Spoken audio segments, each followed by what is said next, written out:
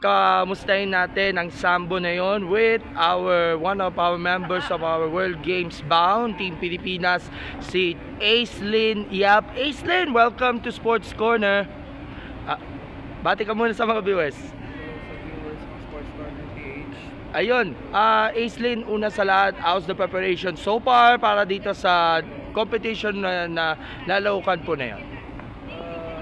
Sobrang nerve-wracking kasi mga 13 days na lang. So, pag po kami sa training ngayon with my teammates, tinuturuan nila ako ng mga strategy kasi ayun nga, medyo bago pa sa akin yung sport na combat.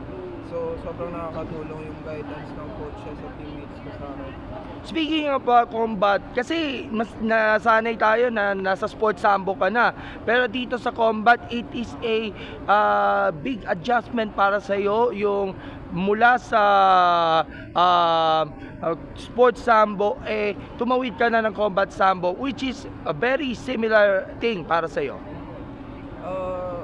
For me, medyo big adjustment na siya kasi syempre for the longest time puro judo, takedowns, yun lang yung alam ko. Tapos ngayon, kailangan ko ng i-mix yung striking. Tapos sobrang, in my opinion, tsaka based on experience ko na medyo parang nakakawala sa laro pag natatamaan ka. So yun, kailangan pang i-training. At looking at the, of course, 13 days, ngarag na kayo para dito sa nalalapit na competition. Masasabi nyo ba na talagang very good timing para sa iyo na makapag-anda ka para dito sa competition, considering bagong discipline mo yung combat, tapos yung mga nakalaban ninyo very much familiar para sa iyo?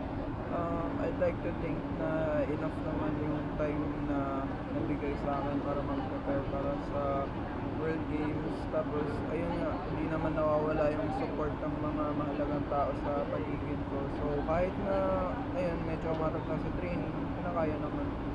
Okay, Aislinn, how about yung suporta na rin ng PSC-POC, pati ng Pilipinas Sambo through President Paulo Tangkod-chan?